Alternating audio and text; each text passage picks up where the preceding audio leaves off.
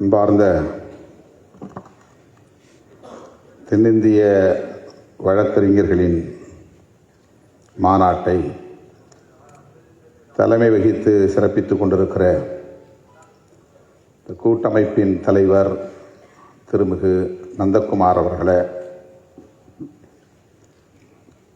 அனைவரையும் வரவேற்று உரையாற்றி சிறப்பித்திருக்கிற கூட்டமைப்பினுடைய பொதுச் செயலாளர் திருமிகு பன்னீர்செல்வம் அவர்களே,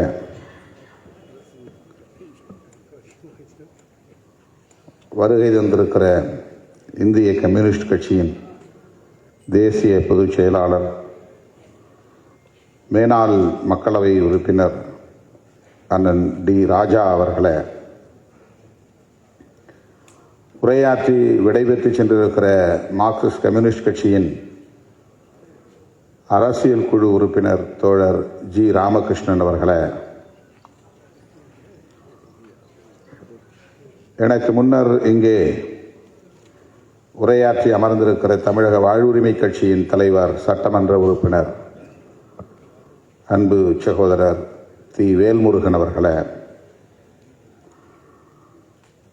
திருமாவளவன் நம்மோடு தான் இருக்கிறார் என்று உரிமையோடு இங்கே பாசம் காட்டி இந்த சட்டங்களை திரும்பப் பெற வேண்டிய அவசியத்தை வலியுறுத்தி உரையாற்றி அமர்ந்திருக்கிற அனைத்து இந்திய அண்ணா திராவிட முன்னேற்றக் கழகத்தின் வழக்கறிஞர் அணியின் மாநில செயலாளரும் மேனாள் சட்டமன்ற உறுப்பினருமான அன்பு சகோதரர் இன்பதுரை அவர்களே, மற்றும் இந்த நிகழ்விலே பங்கேற்று சிறப்பித்துக் கொண்டிருக்கிற வழக்கறிஞர்களே, மூத்த இளைய வழக்கறிஞர்களே, தமிழ் சொந்தங்களே, டிஎம்எம்கே பொதுச் செயலாளர் பேராசிரியர் ஹாஜா கனி உள்ளிட்ட தோழமை இயக்கங்களின் தலைவர்களே, உங்கள் அனைவருக்கும் என்னுடைய பணிவார்ந்த வணக்கத்தை தெரிவித்துக் கொள்கிறேன். பெயர்கள் விடுபட்டிருந்தால் பொறுத்தருள வேண்டுகிறேன். பிற்பகல் 2 மணி அளவில் புதுச்சேரியிலே ஒரு புத்தக வெளியீட்டு விழாவில் பங்கேற்க வேண்டும் என்கிற ஒரு நேர நெருக்கடியின் காரணமாக வந்ததும் அனுமதி கேட்டேன். வேல்முருகன் அவர்கள் முதலில் நான் பேசுகிறேன் என்றார். அடுத்து இன்பதுரை அவர்கள். ஆகவே இருவரும் பேசிய பிறகு உங்களிடத்தில் பேசுகிற வாய்ப்பு கிடைத்திருக்கிறது. எனக்கு பின்னர் அண்ணன் டி ராஜா உள்ளிட்ட பேராசிரியர் ஹாஜா கனி உள்ளிட்ட பல தலைவர்கள் உரையாற்றி இருக்கிறார்கள். நம் அனைவரின் ஒரே நோக்கம் அல்லது ஒற்றை கோரிக்கை, இந்த 3 சட்டங்களையும், குற்றவியல் சட்டங்கள் 3ஐயும் திரும்பப் பெற வேண்டும் என்று இந்திய ஒன்றிய அரசுக்கு வேண்டுகோள் விடுப்பதுதான்.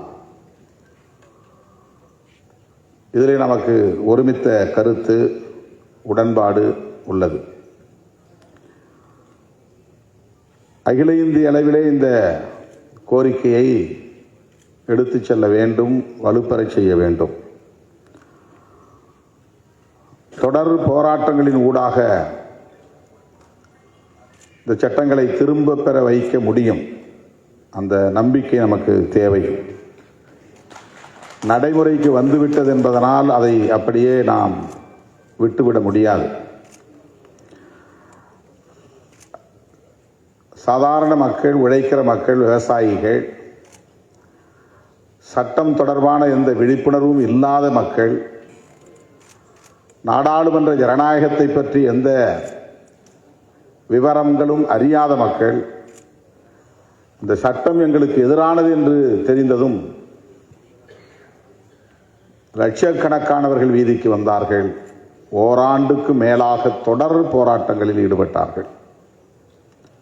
இந்த விவசாய சட்டங்களை எதிர்த்து, வேளாண் சட்டங்களை எதிர்த்து.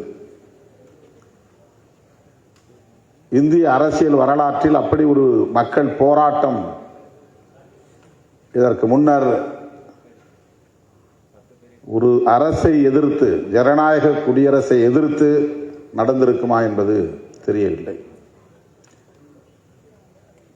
பஞ்சாப், ஹரியானா மாநிலங்களை சார்ந்த விவசாயிகள் குடும்பம் குடும்பமாக வந்து போராடும் இடத்திலேயே நாள் கணக்கில், மாதக்கணக்கில் தங்கியிருந்து அங்கேயே சமைத்து உண்டு, அங்கேயே உறங்கி, நினைத்தாலே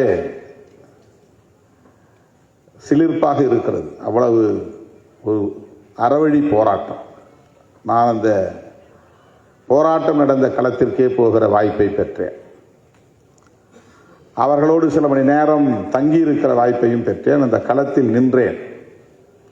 அரசியல் தலைவர்களை பேச அனுமதிப்பதில்லை என்ற ஒரு முடிவை அவர்கள் எடுத்ததால் மேடையில் ஏற்றினார்களே தவிர பேச வைக்கவில்லை. அது ஒரு புரட்சி, அமைதி புரட்சி, ஒரு அரசை பணிய வைத்த புரட்சி. நடைமுறைக்கு வந்த சட்டங்களை, ஓராண்டுக்கு மேல் நடைமுறையில் இருந்த சட்டங்களை திரும்ப பெற வைத்தார்கள். நமக்கு ஒரு முன்மாதிரி இருக்கிறது, பிரசிடென்ட். நமக்கு ஒரு முன்மாதிரி இருக்கிறது.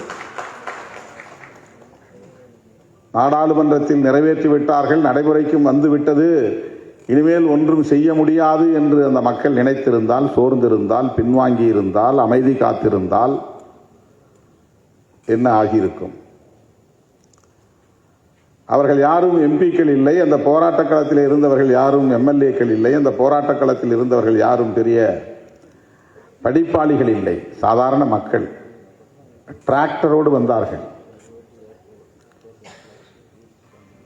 குடும்பம் குடும்பமாக வந்தார்கள். ஒரு மாதம் இருந்துவிட்டு அந்த குழு ஊருக்கு போன பிறகு இன்னொரு குழு வரும், அதே கிராமத்தில் இருந்து. கிராமம் கிராமமாக, குடும்பம் குடும்பமாக வந்து டெல்லிக்கு செல்லுகிற மிக முக்கியமான நெடுஞ்சாலைகள் அனைத்தையும் அடைத்து போட்டார்கள். அந்த அடைப்பு என்பது மக்களே தடுப்பு சுவராக நின்று செய்த ஒரு அடைப்பு. கொஞ்சமும் அவர்கள் தளரவில்லை, அயரவில்லை. நானே அவர்களிடத்திலே ஆச்சரியமாக கேட்டேன், எப்படி, எந்த நம்பிக்கையில் நீங்கள் இந்த போராட்டத்தை தொடர்ந்து நடத்துகிறீர்கள்? சும்மா ஒரு விளையாட்டுக்காக நீங்கள் செய்கிற மாதிரி இருக்க, இம்ப்ளிமெண்டேஷனுக்கு வந்து இவ்வளவு நாள் ஆச்சு, இந்த கவர்மெண்ட் பணியும் நீங்கள் நினைக்கிறீங்களா? மோடி அந்த அளவுக்கு உங்களுடைய உணர்வுகளை மதிப்பார் என்று நீங்கள் நம்புகிறீர்களா என்று கேட்டேன். ஒரு சாதாரண விவசாயி, அவர் உட்கார்ந்திருந்த அந்த டிராக்டரில் இருந்து கொண்டே பேசினார். அவருடைய, நாங்கள் தமிழில் இங்கிலீஷில் சொன்னால் அதை ஒருத்தர் இந்தியில் மொழிபெயர்த்து சொன்னார். அவர் எங்களுக்கு இந்தியில் பதில் சொல்ற, எங்களுக்கு அதை இங்கிலீஷில் ஒருத்தர் மொழிபெயர்த்தார். அவர் சொன்னார், அவன் திரும்ப பெற வரையிலும் நாங்கள் போராடி கொண்டே இருப்போம். அவ்வளோதான் அவர் சொன்ன பதில். திரும்ப பெறுவாரா என்ற கேள்விக்கு வேறு எந்த விளக்கமும் அவர் சொல்லவில்லை. இந்த சட்டங்களை திரும்ப பெறுகிற வரையில் நாங்கள் போராடி கொண்டே இருப்போம். அந்த போராடுகிற மன உறுதி என்பது சாதாரண மக்களிடத்திலே எவ்வளவு வலுவாக இருக்கிறது என்பதை அன்றைக்கு நாங்கள் நேரிலே பார்த்தோம். அது நடைமுறைக்கு வந்தது. அது அவுட் ஆஃப் பொலிட்டிக்கல் கம்பல்ஷன் என்றாலும் கூட, தேர்தல் காரணங்களுக்காக பின்வாங்கினார்கள் என்றாலும் கூட, அப்படி ஒரு நெருக்கடியை தர முடிந்தது மக்களால் என்பதுதான் முக்கியமானது. அவர்கள் போராடாமல் இருந்திருந்தால் தேர்தல் நேரத்தில் அவர்கள் சந்தேகத்தின் அடிப்படையில் திரும்ப பெற மாட்டார்கள். பஞ்சாபிலே அவர்களால் வெற்றி பெற முடியவில்லை, காங்கிரஸாலும் முடியவில்லை, பிஜேபியாலும் முடியவில்லை, அது வேறு. ஆனால் அந்த போராட்டம் ஒரு வெற்றியை தந்தது. அந்த சட்டங்களை திரும்ப பெற முடிந்தது, ஒரு அரசை பணிய வைக்க முடிந்தது. நடைமுறைக்கு வந்த சட்டங்களை ஓராண்டுக்கு பின்னால் திரும்ப பெறுகிற ஒரு நிலை ஏற்பட்டது. இது ஒரு வரலாறு, ஒரு புரட்சிகரமான வரலாறு. ஆகவே இந்த 3 சட்டங்களும் இப்போது நடைமுறைக்கு வந்துவிட்டது. இதில் உள்ள பிரச்சனைகளை வழக்கறிஞர் சமூகம் மிக இலகுவாக புரிந்து கொள்ளும். சாதாரண மக்கள்கிட்ட எடுத்து சொல்ற மாதிரி எடுத்து சொல்ல வேண்டிய அவசியம் இல்லை. மிக இலகுவாக புரிந்து கொள்ள முடியும். இதனால் யார் யாருக்கு பாதிப்பு என்பதெல்லாம் அரசியல் ரீதியாக நாம் அதை அணுகுவது ஒரு புறம் இருந்தாலும், சட்ட ரீதியாக இது அணுகப்பட வேண்டிய ஒன்று, சட்ட புரிதலோடு அணுகப்பட வேண்டிய ஒன்று. வழக்கறிஞர் சமூகத்திற்கு யாரும் எடுத்துச் சொல்ல வேண்டிய தேவையில்லை. ஆகவே இன்றைக்கு நீங்கள் வட இந்தியாவில் அந்த விழிப்புணர்வு இருக்கோ இல்லையோ, தென்னிந்தியாவில் அந்த விழிப்புணர்வு உருவாகி இருக்கிறது. தமிழகத்திலே அது வேர்விட்டு இருக்கிறது என்பது பாராட்டுதலுக்குரியது. பல போராட்டங்கள், சமூக நீதி போராட்டங்கள் தென்னிந்தியாவிலிருந்து தான் தொடங்கி இருக்கிறது. தென்னிந்தியா என்பதை விட தமிழ்நாடு என்பதுதான் பொருத்தமானது. தமிழ்நாடு பல மாநிலங்களுக்கு முன்னோடி மாநிலமாக இருந்திருக்கிறது. இதிலும் நாம் ஏன் முன்னோடி மாநிலமாக இருக்கக்கூடாது என்கிற அந்த உணர்வோடு இன்றைக்கு வழக்கறிஞர் சமூகம், தமிழ்நாட்டை சார்ந்த வழக்கறிஞர் சமூகம் இதை உறுதியாக பற்றி கொண்டிருக்கிறது. இந்த போராட்டத்தை முன்னெடுக்க வேண்டும் என்பதில் உறுதியாக இருக்கிறது என்பதை எண்ணி நான் பெருமைப்படுகிறேன், மகிழ்ச்சி அடைகிறேன். மீண்டும் அதே உறுதியை தர நான் கடமைப்பட்டிருக்கிறேன். நீங்கள் முன்னெடுக்கிற இந்த முயற்சிக்கு விடுதலை சிறுத்தைகள் கட்சி உற்ற துணையாக இருக்கும். உங்களோடு களத்தில் நிற்போம், மக்களோடு இருப்போம். அன்பு சகோதரர் இன்பதுரை அவர்களுக்கும் இதுதான் பதில். கட்சிகளோடு அல்ல, மக்களோடு நிற்போம். மக்களுக்காக போராடுகிறவர்கள் யாரா இருந்தால் என்ன, இந்த அடையாளம் இருந்தால் என்ன, அடையாளம் முக்கியம் அல்ல. கட்சி அடையாளம், சாதி அடையாளம், மத அடையாளம், இவற்றையெல்லாம் தாண்டி சிந்திக்கவும் செயல்படவும் நாம் பக்குவப்பட வேண்டும். இது என்னுடைய வேண்டுகோள். இது யாரும் எந்த கட்சியிலும் இருக்கலாம், எதிர்கொள்கிற போது கைகுலுக்கிக் கொள்ளலாம், அது ஒன்றும் தவறில்லை. உங்கள் கொள்கை உங்களுக்கு, எனது கொள்கை எனக்கு. அது அரசியல் கொள்கை. தேர்தல் அரசியல் அது உத்தி, அது ஸ்ட்ராட்டஜி, அது ஒரு அரசியல் நிலைப்பாடு, அது ஒரு உத்தி. இவற்றையெல்லாம் தாண்டி மனித உறவுகள் மேம்பட வேண்டும்.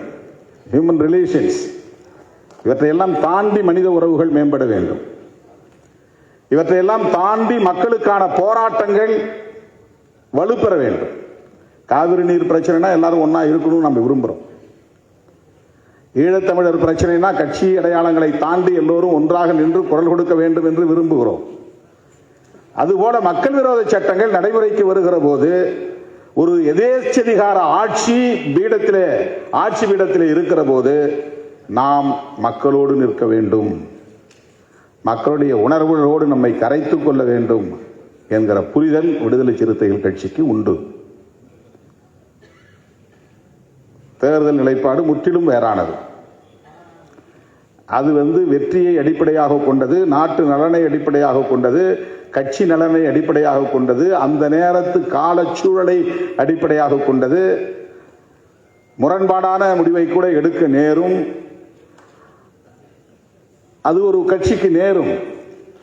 கடுமையா நம்ம விமர்சிப்போம் பிஜேபியை, ஆனா ஒரு காமன் மினிமம் ப்ரோக்ராம் போட்டு அவங்களோட நிற்போம் அப்படின்னு நின்னாங்க. இது ஸ்ட்ராட்டஜி, இது பொலிட்டிக்கல் எலக்டோரல் ஸ்ட்ராட்டஜி. அதை போய் நம்ம எல்லா இடத்துலையும் பொருத்தி பார்க்க கூடாது. That is entirely different. இப்ப இந்த 3 சட்டங்களையும் திரும்ப பெற வேண்டும் என்பது எல்லோருக்குமான பிரச்சனை. அது அதிமுகவுக்கும் உடன்பாடு உண்டு, திமுகவுக்கும் உடன்பாடு உண்டு, விடுதலை சிறுத்தைகளுக்கும் உடன்பாடு உண்டு, காங்கிரஸ் கட்சிக்கும் உடன்பாடு உண்டு, இடதுசாரிகளுக்கும் உடன்பாடு உண்டு. அதனால்தான் இந்த மேடையில் எல்லோரும் அமர வேண்டும் என்கிற அழைப்பு. வழக்கறிஞர்கள் குழு, கூட்டமைப்பு எல்லோரையும் அழைத்திருப்பது அதனால்தான். அந்த புரிதல் தான், அந்த பக்குவம் தான், அந்த முதிர்ச்சி தான். எனவே நாம் மக்களோடு நிற்போம், மக்களுடைய பாதுகாப்புக்காக கைகோர்த்து நிற்போம். மக்கள் விரோத சட்டங்களாக இருக்கிற இந்த 3 சட்டங்களையும் வெறும் பெயர் மாற்றம் என்பது மட்டுமே அவர்களுடைய நோக்கமில்லை. அதற்கு பின்னால் அவர்களுடைய அரசியலும் இருக்கிறது. அந்த அரசியலையும் அம்பலப்படுத்த வேண்டிய தேவை இருக்கிறது. எனவே இதை தூக்கி எறிகிற வரையில் தொடரட்டும் போராட்டம். உங்களோடு விடுதலை சிறுத்தைகள் நிற்போம் என்பதை சொல்லி வாய்ப்புக்கு நன்றி கூறி விடைபெறுகிறேன். நன்றி, வணக்கம்.